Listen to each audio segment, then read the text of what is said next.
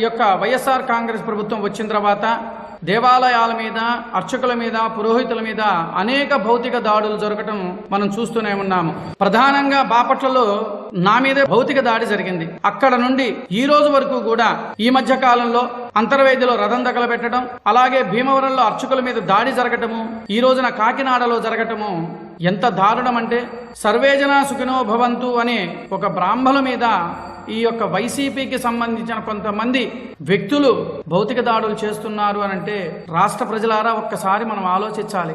సర్వేజన సుఖినో భవంతు, అందరం బాగుండాలి అనే కోరుకుండే వ్యక్తుల మీద కూడా ఇలాంటి దాడులు చేస్తున్నారు అంటే ఎంత దిగజారుతనానికి దిగజారారంటే వీళ్ళు ఒక్కసారి మీరు ఆలోచించండి.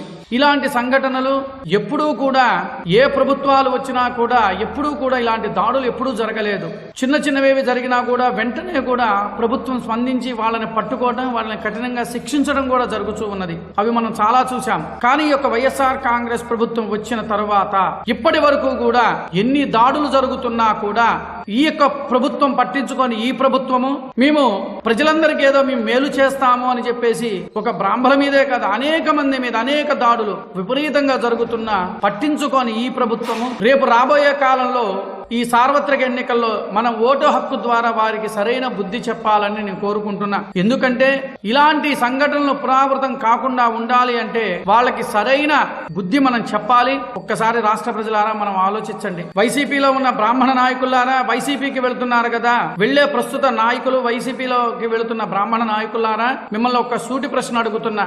బ్రాహ్మణుల మీద దాడి జరుగుతూ బ్రాహ్మణులు అనేక విధంగా ఇబ్బందులు పెడుతూ ఉన్నా కూడా బ్రాహ్మణము అని చెప్పుకుంటూ బ్రాహ్మణులు అడ్డం పెట్టుకొని మీరు ప్రవర్తన చేస్తున్నారు కదా.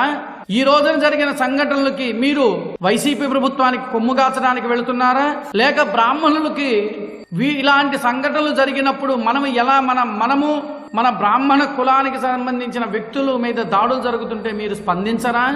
మేము పేరుకే సంఘంలో పెద్ద నాయకులం అని చెప్పుకుంటారా?